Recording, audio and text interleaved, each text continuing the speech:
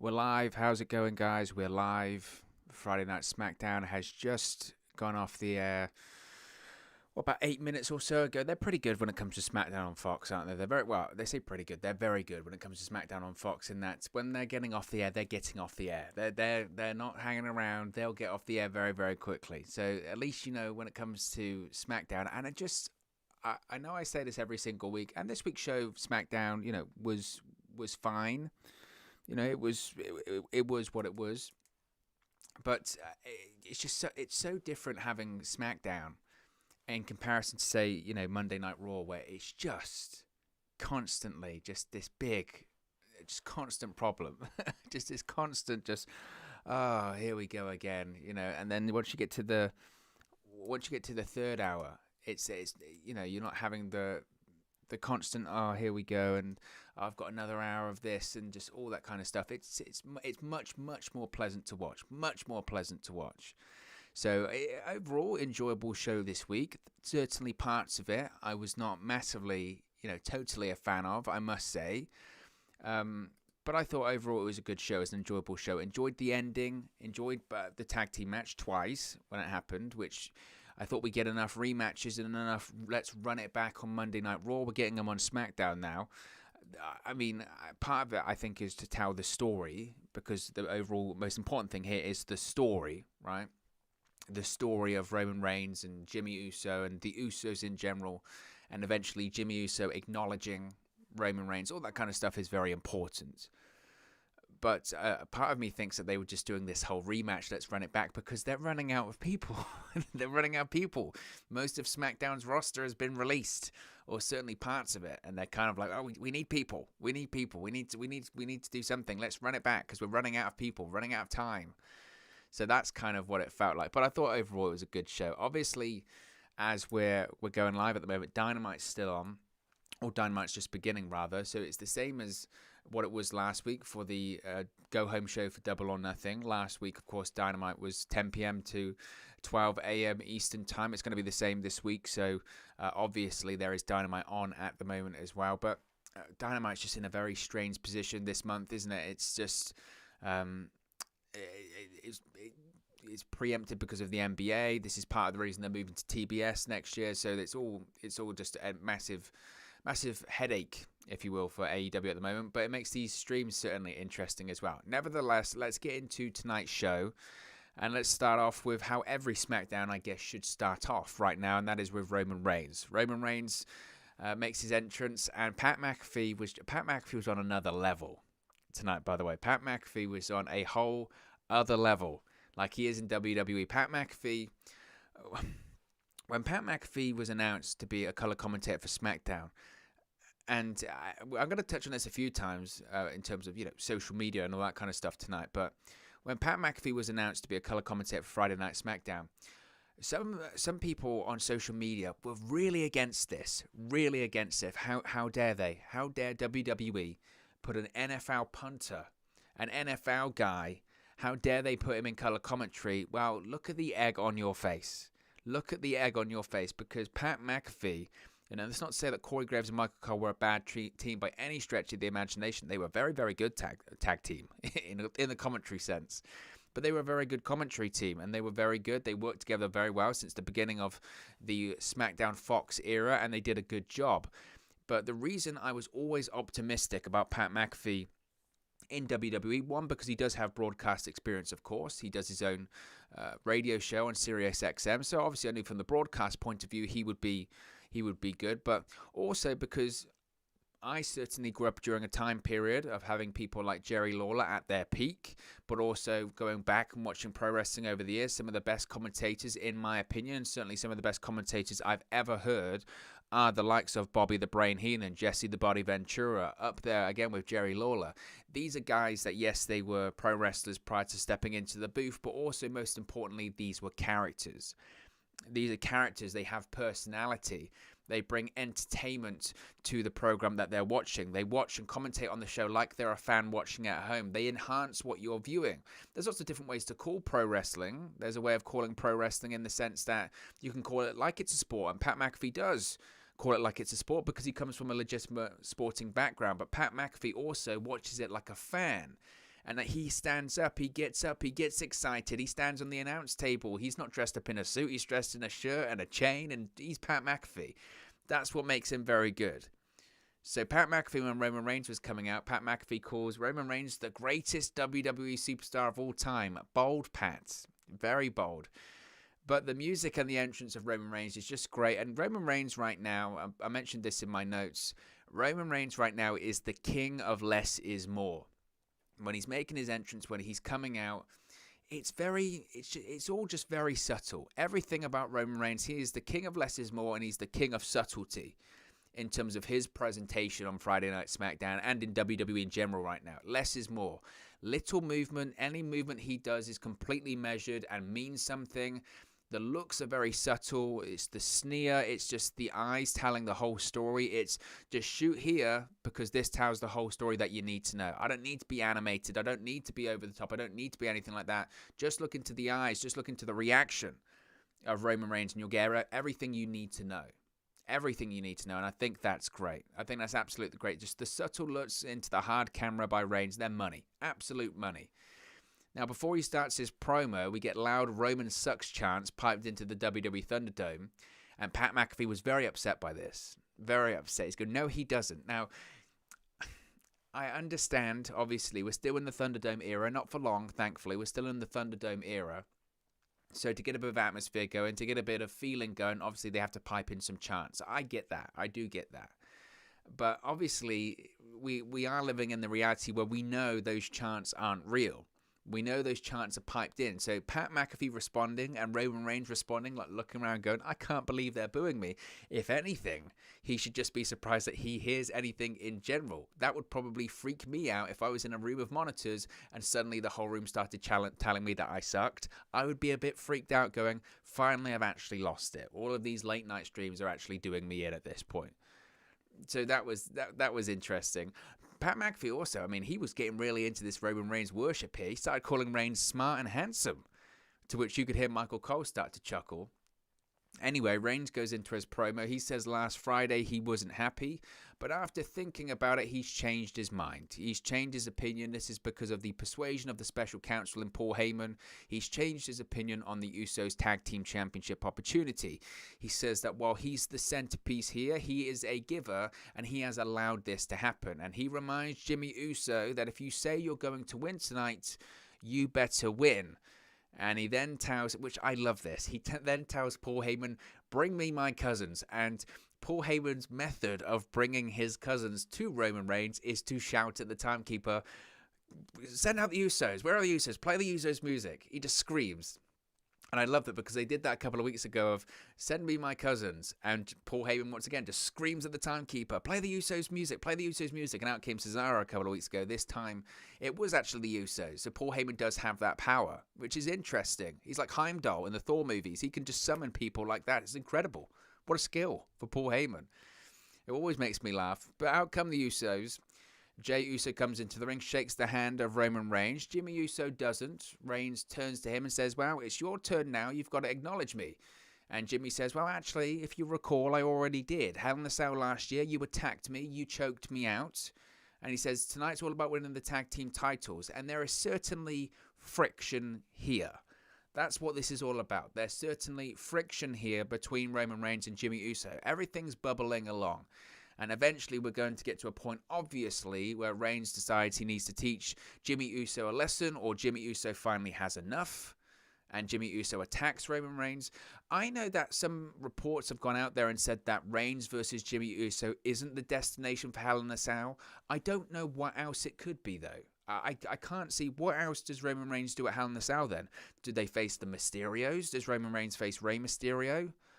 I mean, it's interesting, but I think the story here surely is Jimmy. Surely it just works too well. It's a parallel, right?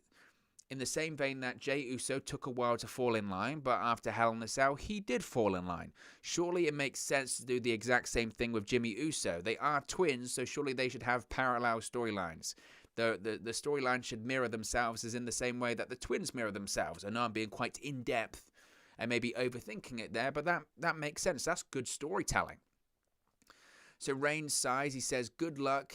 And he says, if you say you're going to win, make sure you win. Our whole family is watching. Bring me the titles when it's over.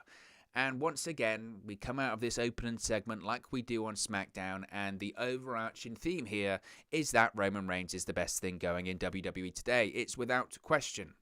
He is the best thing in WWE right now. Nobody can touch Roman Reigns. He is just brilliant. If you say you're going to win, make sure you win. Bring me the titles when you're over. He is the leader of the Samoan Mafia at this point. He just is. He is a mob boss inside the WWE universe, and it's excellent. It's absolutely excellent.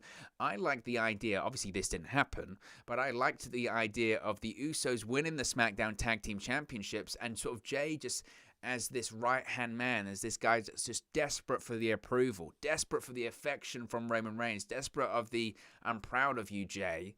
I was kind of enjoying the premise of maybe Jey Uso would win the SmackDown Tag Team Championships and just give them to Roman Reigns as a bit of a sacrifice. Here, look what I won for you. Aren't we great? Look at our family.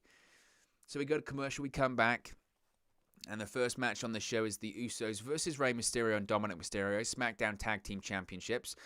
Dominic was sporting some orange ring gear tonight. He looked like a tangerine. Wasn't the best ring gear, I think.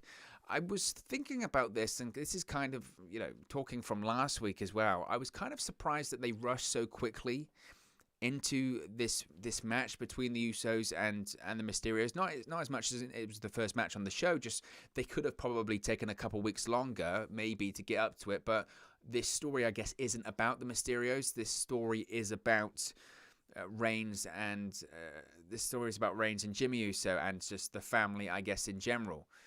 So we have a double team by the Usos hanging up Rey Mysterio on the top rope. Backstage in his cave, I guess, Roman Reigns is watching from his throne. What I loved about this shot, and this is always the shot of WWE superstars when they watch television backstage, they watch it side on like that, because that's how you watch television in WWE, is that Reigns is watching the match. Reigns is watching the TV, but Paul Heyman isn't watching the television. Paul Heyman is watching Roman Reigns. So while Reigns is staring there, Paul Heyman's just staring there, which I thought was brilliant because it just sums up the Paul Heyman character of Roman Reigns. He's the special counsel. He's all about serving Roman Reigns. What does Roman want? What does Roman need? I'll give everything Roman needs. As long as Roman's happy, I'm happy. So they did a nice spot in the match where Rey Mysterio goes for his trademark sort of baseball belly slide thing under the bottom rope, but he gets caught by Jey Uso for a Samoan drop into the table. So that was great. A really awesome spot there. Rey Mysterio gets worked over by the Usos for the majority of this one. And I thought it was a really interesting point, and this was a note that I put down here, because Michael Cole, in credit to him, raised a good point here that Dominic Mysterio is standing on the apron, and Dominic Mysterio is not just looking at his tag team partner being beaten up and being brutalized here. He's looking at his father being destroyed. That's pretty heavy, isn't it? That's pretty heavy stuff. It's an interesting concept. A great line by Michael Cole, questioning what it's like not only to see your tag team partner get destroyed, but also your father. A really interesting layer and storytelling point to having a father and son tag team. So Dominic Mysterio gets the tag in, hits a nice Escalera DDT to Jimmy Uso. And it's impressive when it comes to Dominic Mysterio in general, when you realize that this guy, yes, he's been training for 3 or 4 years at this point, but he's not had tons of training, not had tons of matches. Certainly he's had none in front of a big live crowd. That's going to be a big step for him. So the fact that he can do all of this stuff already is very impressive. This is what happens when you're he's third generation, I think. So very, very impressive. Dominic goes for a 619 on Jimmy, ducks, gets a hit with a super kick. Jimmy goes to the top, goes for a big Samoan splash. Dominic gets the knees up, kind of, and they turn it into a roll-up. But it was kind of, again, this whole closing angle was a bit confusing here. So it's kind of, Jimmy has to force himself into the roll-up. They do the free count, and you don't really see it from the first camera angle, but Michael Cole gives it, he got the shoulder up. And from our vantage point watching at home, you're like, no, he didn't. And for a second, I thought, here we go, Michael Cole, he's done it again. I thought he's done it again. He's done the whole Bianca Belair WrestleMania 37 Night 1 main event all over again. Michael Cole's botched the call. I was thinking, Cole, that's twice in a couple of months. Gosh. But in reality, it was a botched decision. In reality, what it was is that Dominic did the roll-up. Jimmy Uso did get the shoulder up, but the referee didn't see it, so it was a botched call. Michael Cole got it right for once. And backstage, Roman Reigns was furious. Says to Paul Heyman, bring me them now. Instead of this time, Heyman just screaming, bring me the Usos. The Usos actually have to get summoned to him. But it was a fun match. It was a fun opener. I thought the ending was clumsy. It achieved what they wanted, and what they wanted was the story of Reigns being unhappy with what happened. That was the reality there. That was the story. It was all by design. As I said, the ending was a bit clumsy in the sense that Jimmy had to force himself into the roll through, but it achieved what they wanted. And what they wanted here is to progress the Reigns and Uso story. But the last 5 minutes or so to this one was excellent. Was certainly excellent. So backstage, we go back to Usos and Reigns. Oh, I've just seen that Andrade is in AEW. Man, oh man. See, this is what happens when we're live. This is what happened when we're live. Interesting. Andrade is in AEW. Hoo. Interesting stuff. See, this is what happens. This is what happens when we are just when we're live. Look who just showed up on AEW Dynamite. It's Andrade. See, this is what happens when we go live for a SmackDown stream, and then we go straight into we've got Dynamite on at the same time. Andrade on AEW. Certainly interesting. Looks great as well, doesn't he? Absolutely awesome. It was interesting, obviously, when it comes to Andrade. There was lots of discussion that he was going to show up at Double or Nothing, wasn't there, in the Battle Royale? But obviously he didn't. And probably the smart move. But Andrade El Idolo is in AEW. Wow. What a signing for AEW. Inevitable. Certainly inevitable. But fantastic. Thank you, Darth Thor, for letting me know there. I mean, this is part of the thing we have to do when we're live. It's just, we're going to have to get used to this when AEW Rampage happens, right? But if anything else happens, you can let me know in the chat. We can look in there as well. Anyway, going back to this, because we are going to talk about SmackDown. Usos and Reigns backstage. Reigns is furious after the Usos lost in their botched finish. Reigns says he doesn't want to hear excuses. He said he's furious. He says you lost to a child. He said you were going to win and you didn't. You embarrassed us. You said you were going to win and you didn't. He says you're lucky there's still time left in this show. You have to go to Adam Pearce. You have to go to Sonya Deville. You have to fix this mistake tonight. He says you're 6-time tag team champions who made WrestleMania show just once, which I thought was interesting that they would script that because frankly, the reason that they are highlighting during Tag Team Week that one of the most successful tag teams in recent history can barely make WrestleMania, not really a good indication of tag team wrestling in WWE, is it? I think it's funny they talk about Tag Team Week. It's Tag Team Week. Great. It's Tag Team Week in WWE. How great is Tag Team Week? Yes, it's Tag Team Week. Oh, in Tag Team Week, we've released most of our female tag teams. The tag team divisions suck. And actually, we're highlighting that one of the most successful tag teams in recent history can barely ever get on WrestleMania because tag team wrestling's very healthy in WWE, right? Good. Anyway, he says 1 year with a tribal chief and Jey Uso closed the show at this year's WrestleMania, which again, debatable. But the best heels do tell an element of the truth. They certainly do. And then Roman Reigns. Now this is genius. This is next level, just genius, absolute genius by Roman Reigns. He then says, "Do you understand my position, Jimmy?" But whilst he's saying this, Roman Reigns is staring at Jey Uso. And Jey says, "I'm Jey." And Reigns then responds, "The way things are going, it doesn't matter." And it's that is genius. That is such genius writing. That is genius lines because we have seen time and time again. We've heard it time and time again, whether it was in the Jey Uso and Roman Reigns feud, whether it's in some of the dialogue over the course of the last few weeks. Roman Reigns is playing straight into the "which one are you" complex that Jey Uso has spoken about before. It's genius. Lukeson, how do you say that? Lukau? It says Andrade is all elite. Yes, he is. We just reacted to that a second ago. Andrade has officially signed with AEW. We then go to a We then go to a backstage interview with Kayla Braxton and Seth Rollins. I didn't get this. I really didn't get this. So essentially, Kayla Braxton asked Seth Rollins about all the attacks on Cesaro. Rollins' suit this week would look to be like a flowery set of curtains that you would find at your nan's house or something. Rollins says he doesn't need to answer Kayla's leading questions. She then says, so what happens when Cesaro returns to SmackDown? Rollins just simply takes off his lapel mic and gives it to Kayla Braxton and smiles. And that was it. I mean, pointless. I mean, it felt very pointless. It just felt like, well, Cesaro isn't ready to come back yet because the story isn't ready. We need Rollins to do something, but yeah, that was about it, really. It really was about it. We then had our first of, I mean, way too many, but we had our first of the Street Profits and Chad Gable / Otis backstage promos on this show. Which was just, I mean, this was bizarre as well. Is that so? Gable comes up to the Street Profits and he says the Street Profits are on a downward trend. Profits are down. What a pun! And to be honest, he would know. I mean, when was the last time Otis and Gable actually won anything? He says, look at what I've accomplished managing Otis. What? I'm looking. I'm not seeing anything. What a stupid line that is. Look at what I've accomplished managing Otis. And I know people will go, well, you know, he's a heel, right? That's what they do. No, it's just bad writing. He's achieved nothing. Absolute achieved nothing. Anyway, Gable then says, well, can I get some of the smoke? They say no, and Gable's annoyed. God, the segment was terrible. It was awful. I mean, it was awful. It was awful.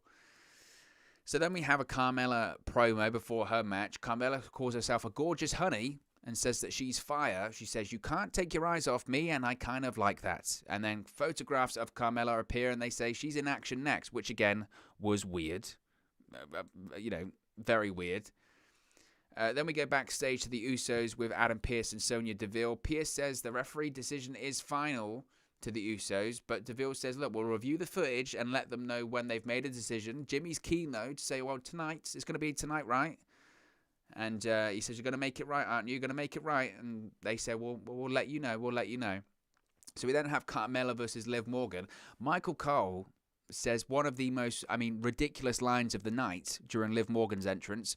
When Liv Morgan comes out and Michael Cole says, Liv Morgan goes it alone tonight. Of course she goes it alone. WWE released all of her tag team partners. Of course she goes it alone. None of her friends or partners are employed. It's pretty difficult to go it with a partner when they've been fired. I mean, what a stupid comment. What an absolute stupid comment by Michael Cole. Liv Morgan goes it alone tonight. I think she's probably going to be going it alone for a while because both of her friends got fired. What a ridiculous line. Anyway, Liv Morgan slams Carmella's face into the apron about 1 million times. Liv Morgan does a reverse-style backbreaker and a kick into the turnbuckle, gets a 2 count. But quickly after that, code of silence by Carmella. Liv Morgan taps out. Quick match, nothing really to it. I guess Carmella is now featured on the show a lot more. I don't have a problem with that. Carmella had great matches with Sasha Banks earlier this year, at the end of last year. Don't have a problem with it. The only thing is I kind of think that Carmella's being featured right now because they fired everyone else. There aren't many female talents left on the SmackDown roster. So I think they're already trying to look at it going, well, we're probably going to have Sasha Banks versus Bianca Belair for SummerSlam. That's in August. We need someone to face Bianca Belair next month. We've probably got to get Carmella ready because otherwise we don't have anyone else under contract. I mean, it's literally that simple. So Carmella then tells Greg Hamilton to announce her as the most beautiful woman in all of WWE. So they're going with that again. This is the same Carmella that I'm pretty sure, didn't she turn babyface around WrestleMania, but now she's a heel again. So there you go. We'll then go backstage to the Mysterios. The Mysterios, after retaining their SmackDown Tag Team Championships earlier on in the show, they're leaving the arena, but then they're stopped by Adam Pearce and Sonya Deville. I'd have just ran off if I saw them coming. Oh, no, sorry. Anyway, Pearce and Sonya Deville approach the Mysterios. They say, look, it's clear the referee made a mistake. They said that they're going to defend their championships again tonight against the Usos.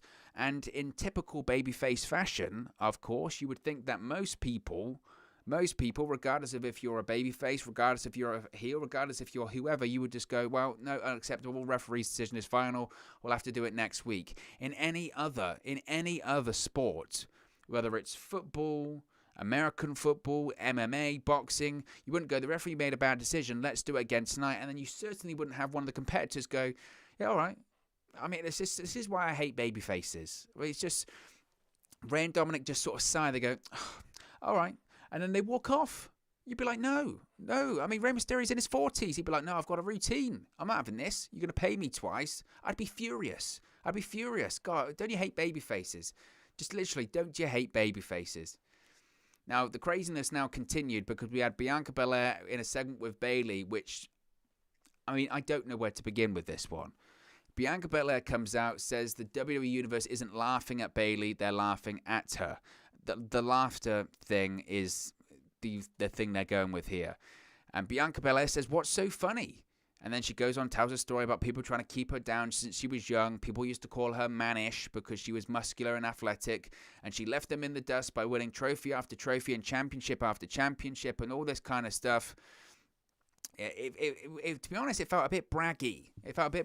And I know it's meant to be like, oh, I've overcome obstacles, but it did feel a bit braggy. She said she's never had anyone laugh in her face, though, before. And she says it's utter disrespect, and she's not standing for that. She's not standing for that kind of disrespect. So Bianca challenges her to a match at Hell in a Cell. And then Bayley appears on the Titantron. And before she appears, you can just hear her cackling. Bayley's cackling over the house mic. She's like the Fiend, but worse, I guess. So she appears on the Titantron. She says, ding dong, hello. Says the whole world doesn't revolve around Bianca Belair. She's just been laughing at everyone for her whole life. And currently Bayley, she's in her, what she calls her oasis, her sanctuary via satellite. She says, you want to give me a fair rematch? I accept. I won't be the only one laughing. Everyone will. And then cackles. And then this is when it just gets, I mean, I'm talking crazy. Is whilst Bayley is laughing here, suddenly the entire WWE ThunderDome turns into 1 million Bayley faces and they all start laughing. What the F was that? I mean, apparently Bayley now, I mean, Alexa Bliss essentially has just stolen the Fiend's gimmick, and so has Bayley. Bayley now has supernatural powers. Bayley can transform the entire WWE ThunderDome. She can have her face cackling and laughing all over the place. Don't get me wrong, I get that Bayley's meant to be a heel here, and I get that the laugh is meant to be annoying, and I get that the laugh is meant to make you try and boo Bayley. I understand that. I understand that she's a heel, but good Lord, this was not only annoying, but it was bad. It was bad, and it feels like, I mean, when you get to stuff like this, the Bayley laugh, when it comes to the Reginald Shayna Baszler fascination, or certainly the Reginald fascination on Raw, some of the bizarre things we are getting on WWE television right now, it's kind of like WWE television right now is just a process of WWE creative just going, we've got these ideas, we know they're terrible, let's get it out of our system before we go back on the road in July, because if we do this on the road in July, the fans will boo us out the building and they will never buy tickets again. This is meant to be, by the way, programming that's meant to encourage people to buy tickets for the shows in July. They're doing all these promotions, or WWE's coming to your town near you, it's coming home. Oh yeah, I want to go to a show where suddenly Bayley laughs for about 10 minutes and her face appears everywhere and she laughs everywhere. Oh yeah, I want to go see that show. What great creative. Well, it's just bizarre. Just absolute bizarre. And again, this is the kind of, I'm waiting for people to do the justification of this in the same vein that when the zombies appeared at WrestleMania Backlash and people went, oh, it's for suspension of disbelief, or you like The Undertaker, people will look at this and they'll go, well, you like it when The Fiend did it, you like it when Alexa Bliss did it, and it's like, when did Bayley get superpowers? When did she get superpowers? Honestly, what did she's via satellite, what is she the SmackDown hacker now? She's hacked into the Thunderdome. It just wasn't good. It just wasn't good. Now we had our second Otis and Street Profits promo, or backstage promo of the night. Otis shows up and says the Street Profits must apologize. The Street Profits say to Otis, well, you know, Gable's holding you back. They say you should check out the Academy, and then Otis was furious by this, just slapped the hell out of Montez Ford and crushed Angelo Dawkins. And that's the segment ended. That was the second of 3 backstage promos for this, because you've got to, of all the things that they don't set up in WWE, WWE really laid the foundation for an Otis and Gable Street Profits tag team match next week. Like, everyone's going, look, this is what you need to take time with that one, build it up. It was bizarre. Really bizarre. Speaking of bizarre, we have Shinsuke Nakamura versus King Corbin. Out comes Rick Boogs wearing red dungarees and screaming. He goes, I'm Rick Boogs, and goes Shinsuke Nakamura, and then goes into this huge, like, metal scream, which did tickle me. Rick Boogs, I mean, I don't know how many cans of Monster Energy drink or caffeine tablets or whatever this guy takes, but the guy has energy that could light up the Thunderdome. It's crazy. He is just a hybrid of energy, and it kind of borders on where you go, I'm not sure this guy is fully sort of stable, because he's crazy. He's nuts. But he's doing Shinsuke Nakamura's entrance theme. He's playing it on the guitar. Pat McAfee's dancing on the table. It's a lot of fun. It really is a lot of fun. It's crazy and it's a lot of fun. Pat McAfee's dancing. He's like, oh, I felt like I was going to pass out during that entrance. Pat McAfee's just great. He really is just great. But the match was so secondary, because it lasted maybe a couple of minutes. King Corbin traps Nakamura for the victory, and that's it. Corbin, he gets the win, he grabs his crown, he runs off. Rick Boogs trips up King Corbin, holds King Corbin on the floor. Nakamura steals the crown again, and then Nakamura still has the crown. And he's dancing, and Rick Boogs is playing the guitar. Nakamura's dancing, he's all happy. And I just thought, what is this? What is this? It absolutely infuriated me. This segment. Why? Because Nakamura still got the crown. He's dancing around like he's winning. Oh, yeah, I got the crown, blah, blah, blah. But he lost. He's a loser. He lost the match. The aim in the rule of pro wrestling is to win the matches, right? You win matches, that's how you get more money. That's how you become a bigger star. That's how you win championships. That's the basics. When you play SmackDown versus Raw, the video game, I've aged myself there, WWE 2K, whatever, the aim is to win it. The aim is to win the game, right? The aim is to win your matches. Not in WWE. Wins and losses, it doesn't matter. Shinsuke Nakamura's got his crown. Shinsuke Nakamura lost, but that's totally fine because he still has King Corbin's crown. That's far more important. That's far more important than the victory. Wins and losses don't matter. He's got a crown. He's got a bit of plastic. He's got a crown. And I was seeing this, and I was saying this on social media. This is what's crazy here. I'm saying this. I said on social media, when wins and losses don't matter because Shinsuke Nakamura is celebrating that he's got the crown. It doesn't matter that he's lost and he continues to lose. He's got a crown. That's great. That's the important thing. And I said this on social media, and some of the responses I got were crazy.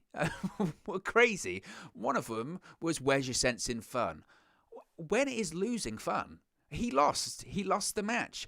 I'm a Manchester United fan right over here in the UK watching football. It's called football. I'm a Manchester United fan. If I see Man United lose, which is far too often, by the way, for my liking at the moment, but if they lose after a match, if they're celebrating and they're going, yeah, but it's all about fun. It doesn't matter if we win or lose. Yes, it does. I'm livid if they do that. Why? Because winning matters. Wins and losses matter. Winning is the element of success, right? Winning is what makes success. The Avengers don't have their movie. They don't lose to Thanos and then just go, well, it's fun, and then start celebrating and eating shawarma anyway. No, they have to win. They have to defeat their enemy. That's how it works. That's how any of this works. You wouldn't see that in any other sport, would you? You wouldn't see that in any other sport. Well, I'm just glad I had fun. You lost. You lost. If you lost and you started dancing and go, well, I had a lot of fun, people would go, well, you're crazy. I don't know what you're on about. What a ludicrous thing to say. Well, where's your sense of fun? Well, it's gone, obviously, because I'd rather win in anything. Wins and losses should matter. It's pro wrestling. This is simulated combat sports. The aim is to win. The objective is to win. If you remove that wins and losses don't matter, what are we doing here? It becomes, I guess, not pro wrestling, sports entertainment, right? Just, that stuff, I just don't get it. I really don't get it. I don't get that philosophy. I don't get that mentality. So up next, we had an Intercontinental Championship match. Kevin Owens is walking backstage, but suddenly Commander Aziz attacks him. Of course, Commander Aziz is banned from ringside for the Intercontinental Championship match.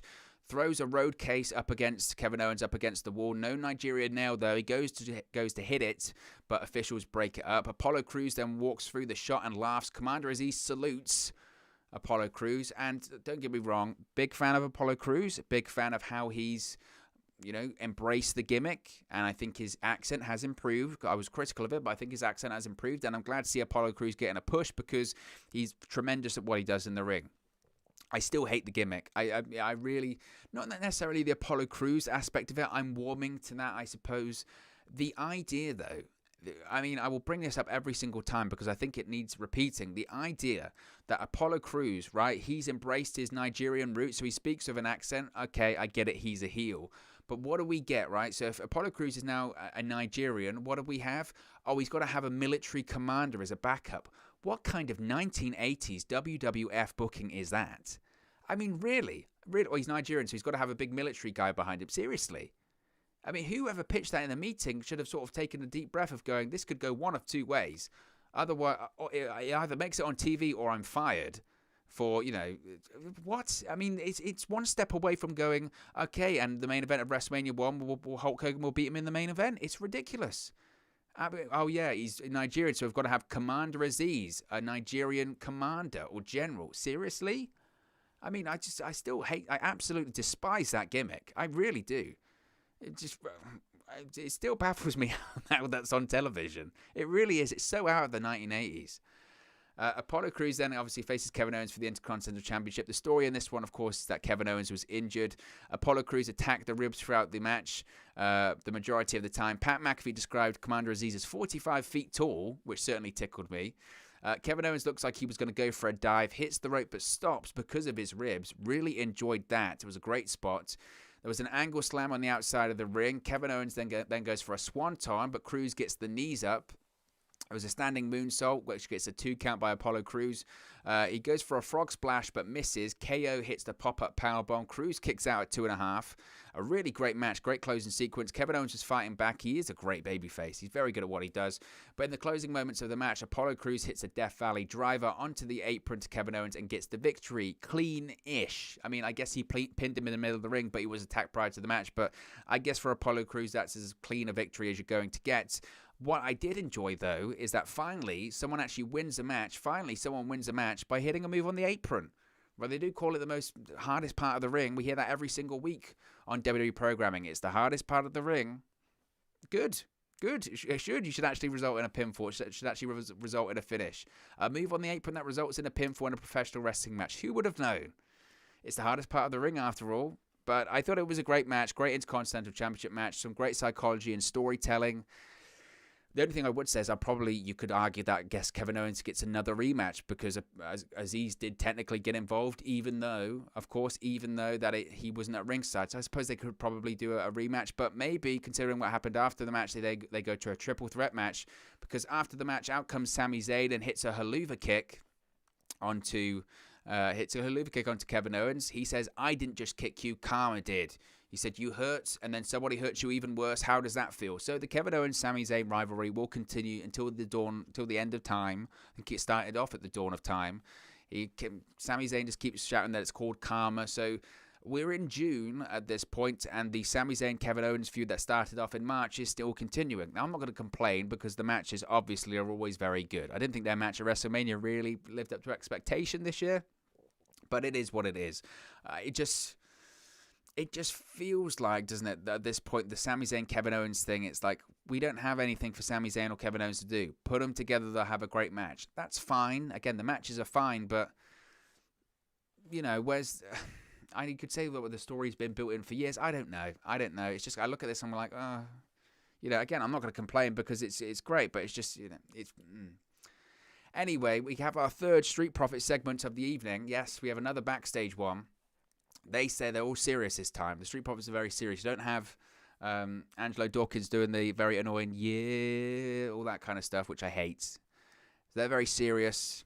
So serious, though, that they still have to get their catchphrases in because, of course, this is pro wrestling. They say that Otis better stay away and mind his own business. They say the Street Profits are up and we want the smoke. So they still get their catchphrase in. The Street Profits, and Otis, again, they got three backstage promos tonight. 3. Where is that? So in the main event, we get the SmackDown Tag Team Championship match. They're going to run it back. It's like Monday Night Raw. Run it back Raw. Rematch Raw. Michael Cole said about 10 times during this show, we're going to see something we very rarely see, a rematch. I mean, you must be, that's a rib. That has to be a rib, right? Surely that is someone feeding him that line. And someone was feeding him that line because he said it several times. But man, we never see it. We see it for 3 hours every week on Raw. Run it back. We're seeing something we never see that often, a rematch. Come on.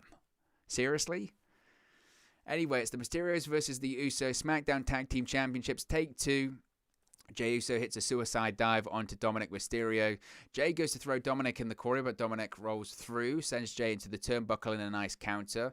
I thought during this match, again, because Rey had to obviously wrestle for the second time in the night, get, I guess, warm up, do the first match, cool down, do another one later on in the show.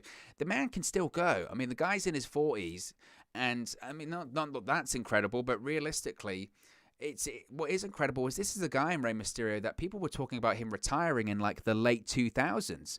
When he left WWE in 2013, 2014, they were saying he was going to retire. He was finished. His knees were shot and he had all of these injuries. Now he's wrestling twice in one night and he looks like he can still go for another 5 years. It's crazy. I mean, it really is.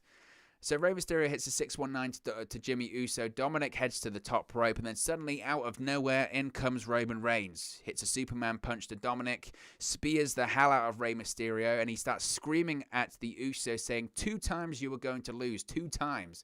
And I'm looking at this as Reigns is just destroying the Mysterios, brutalizing Rey Mysterio, hits Rey Mysterio with the steel steps, hits Dominic with the steel steps, throws Rey Mysterio over the barricade into the Thunderdome, chokes out Dominic in the middle of the ring. And it becomes very apparent that Reigns can't handle the perceived loss, but he also can't handle not having the spotlight. He doesn't want anyone else to have success but him. He is the spotlight. So he beats the hell out of the Mysterios. He attacks a father and son with steel steps, throws Rey Mysterio over the barricade, beats the hell out of Dominic Mysterio, chokes out Dominic Mysterio, while the Usos watch, by the way. Dominic just sounds it great. Jimmy looks really uncomfortable with his whole time. He starts saying, enough's enough, stop it, he's out, he's done. This tension between Jimmy Uso and Roman Reigns continues. Jimmy Uso saying, not like this, you don't have to do it like this. It was a great ending. It was a great ending. And, they close it even, again, because it's not over yet. They close it. Jimmy says to Jey Uso, come with me. Jey looks like he's going to walk off, and Reigns cuts Jey Uso off, stares at him. Jey stares with Reigns, doesn't even look him in the eyes, looking down like this the whole time because he's intimidated by his tribal chief. And then Reigns attacks Dominic Mysterio again, just pounds the hell out of him, power bombs him as Jey watches by. Great ending, as I've mentioned before. For me, at this point, the only story here has to be Reigns versus Jimmy Uso at Hell in the Cell. I know that reports are saying that that's not going to be the case, but I can't see any other scenario. I think, as I mentioned, what better way of telling that story is doing the exact same thing you did with Jey Uso. They're twins, so why would you not mirror that story? It makes total sense. So, look, overall, really, as we do most weeks, really enjoyed SmackDown. It's a fun show. It's a good show. It's 2 hours, which is the perfect optimal length of a pro wrestling show. It doesn't have a million rematches and recap packages. It runs relatively smoothly. It's not perfect. No pro wrestling show is. But I enjoyed SmackDown, as I always do. Why? Because it's the Roman Reigns show. So I enjoyed it thoroughly. But look, guys, as always, this is just one man's opinion. What are your thoughts on tonight's edition of Friday Night SmackDown? Let me know your thoughts in the comment section below. I'll do my best to respond and reply to all of your comments. Really enjoy interacting with you guys, talking about WWE, AEW, Impact Wrestling, New Japan Pro Wrestling, all things pro wrestling here on the channel. So be sure to get involved with the community. Drop a comment below.